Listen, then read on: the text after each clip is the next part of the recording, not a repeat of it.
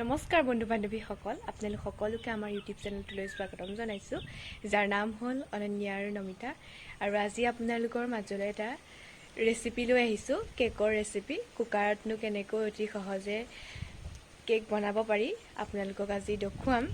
আৰু আগৰ ভিডিঅ'বিলাকত আপোনালোকে আমাক যিমানখিনি মৰম দিছে তাৰ বাবে অশেষ ধন্যবাদ, আৰু এনেকৈয়ে মৰম দিব বুলি আশা ৰাখিলোঁ। তেনেহ'লে ব'লকচোন আজিনো কেনেকৈ কেক বনাই চাওঁ আমি। কেক বনাবৰ বাবে মই চাহ খোৱা কাপেৰে 1 কাপ চেনি লৈছোঁ, আৰু তাৰ লগত দিব লাগিব 2টা ডিম। ডিম দুটাও ইয়াতে ভাঙি লৈছোঁ। আৰু এই মিক্সি বাতিটো যে দেখিছে, সেইটো অকণমান বগা বগা হৈ আছে, তাৰমানে মই সেইটো আগদিনাখনি পিঠাগুড়ি খুন্দিছিলোঁ, সেইকাৰণে তেনেকৈ আছে। ডিম দুটা দি ল'লোঁ। ডিম দুটা দি ইয়াতে দিম সেই একেটা কাপেৰে 1 কাপ নহয়, আৰু 1 কাপতকৈ অলপমান কম ৰিফাইন অইল দি ল'ম। এয়া ৰিফাইন অইল দি ল'লোঁ। দি লৈ পেলাই এতিয়া মিক্সিত গ্ৰাইণ্ড কৰিম।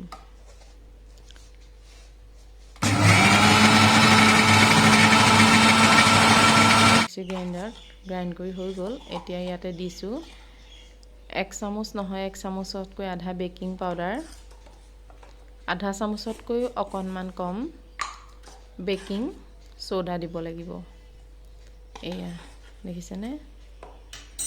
আৰু ইয়াতে চেনি দিয়া কাপটোৰে একেটা কাপেৰে 1 কাপ ময়দা দিছোঁ। এইখিনি ভালদৰে গ্ৰাইণ্ড কৰি ল'লোঁ।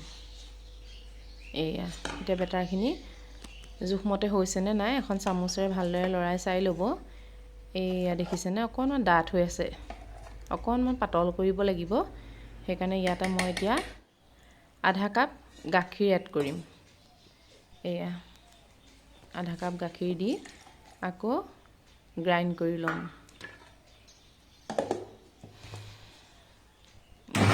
ল'ম। এই অকণমান নিমখ দি দিছোঁ মিঠাটো বেলেঞ্চ হ'বলৈ। এয়া দেখিছেনে? ধুনীয়াকৈ হৈ গৈছে বেটাৰটো। আৰু কুকাৰটো গেছত তুলি দিছোঁ অকণমান গৰম হ'বলৈ। তাৰপিছতে ইয়াত অলপ নিমখ দি লৈছোঁ তলত। নিমখ দিয়াৰ পাছত এখন প্লেট এনেদৰে তলত দি লৈছোঁ, যাতে কেকটো দেই নাযায়। এনেদৰে তলত দি লোৱাৰ পাছতে এই কেক বনোৱা বাতিটোত 2 চামুচ ৰিফাইন অইল দি লৈ পেলাই ভালদৰে বাতিটোত চাৰিওফালে সানি লৈছোঁ হাতেৰে। এনেদৰে ভালদৰে সানি ল'ব। সানি লোৱাৰ পাছতে ইয়াতে দিব লাগিব 1.5 চামুচমান ময়দা দি ল'ব। ভালদৰে এনেকৈ সানি লোৱাৰ পাছত ময়দা অলপ দি লৈ বাতিটো এনেকৈ চাৰিওফালে লৰাই দিব। ভালদৰে লৰাই দিব যাতে চাৰিও চাইডে ময়দাখিনি লাগি যায়, তেতিয়া কেকটো উলিয়াবলৈ সহজ হয়, কেকটো বাতিটোৰ তলত লাগি নধৰে। এনেদৰে ভালদৰে লগাই ল'ব। চাৰিও চাইডে লাগি গ'ল দেখিছেনে? এনেদৰে লগাই ল'ব।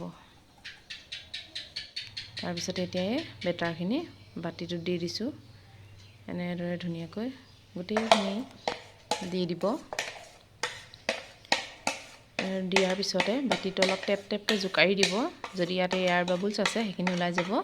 এয়াৰ বাবুলছখিনি থাকিলে মানে কেকটো ভিতৰটো ফুটা ফুটা হৈ থাকে, ফাক ফাক হৈ যায়। অকণমান এনেকৈ টেপ টেপকৈ জোকাৰি দিব, তেতিয়া বাবুলছখিনি ইয়াত দেখিছেনে? এয়াৰ বাবুলছখিনি ওলাই আহিছে। সেইখিনি ওপৰলৈ ওলাই আহিলে আৰু কেকটো মানে এয়াৰ বাবুলছ থাকিলে ভিতৰটো ফাক হৈ যায়। এতিয়া ইয়াত কুকাৰটোত দি লৈ গেছত তুলি দিছোঁ। আৰু কুকাৰটোৰ সাঁফৰখনৰ চিটিটো আৰু ফিটাডাল খুলি দিব। খুলি দি মিডিয়াম ভলিউমত 40-ৰ পৰা 45 মিনিটলৈ এনেদৰে ৰাখি দিব। তাৰপিছতে 40 মিনিটৰ পিছত মই দাঙি পেলাই চাইছোঁ, দেখিছেনে সাঁফৰখন? এতিয়া এডাল টুথপিক লৈ পেলাই মাজতে ভৰাই পেলাই চাব। যদিহে টুথপিকডালত লাগি অহা নাই তেনেহ'লে কেকটো হৈ গৈছে। যদি লাগি আহে তেনেহ'লে আপোনালোকে আৰু 5 মিনিটমান কেকটো গেছৰ ওপৰত ৰাখি দিব। এয়া দেখিছেনে? মই পিকডাল ছাইডত লগাই পেলাই দেখাই দিছোঁ। এয়া অকণো কেক লাগি অহা নাই, মিশ্ৰণখিনি লাগি অহা নাই, তাৰমানে কেকটো আমাৰ হৈ গৈছে। এতিয়া কেকটো গেছটো বন্ধ কৰি দিছোঁ। বন্ধ কৰি দিয়াৰ পাছত অকণমান ঠাণ্ডা হোৱাৰ পাছত এনেদৰে চুৰি এখনে ছাইডকেইটা এনেদৰে কাটি ল'ব, তেতিয়া উলিয়াবলৈ সুবিধা হয়।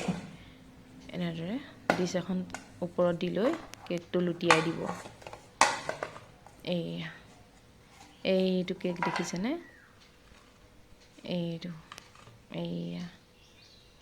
এইয়া এনেদৰে হেঁচি দিছোঁ। কেকটো খুব কোমল হৈছে দেখিছেনে? ধুনীয়া হৈছে। এনেকৈ হাতেৰে মই দেখুৱাই দিছোঁ আপোনালোকক। এতিয়া চুৰি এখনেৰে কাটি পেলাই মই আপোনালোকক দেখুৱাই দিম কেকটো কোমল হৈছেনে নাই হোৱা। আৰু আপোনালোকে ক'বচোন কেকটো কেনেকুৱা হৈছে। খুব ধুনীয়া কোমল হৈছে দেখিছেনে? তেনেহ'লে মই হ'লে খুব ভাল দেখিছোঁ। আপোনালোকে কমেণ্ট কৰি জনাবচোন। তেন্তে আজিলৈ ভিডিঅ'টো ইমানতে সামৰণি মাৰিছোঁ।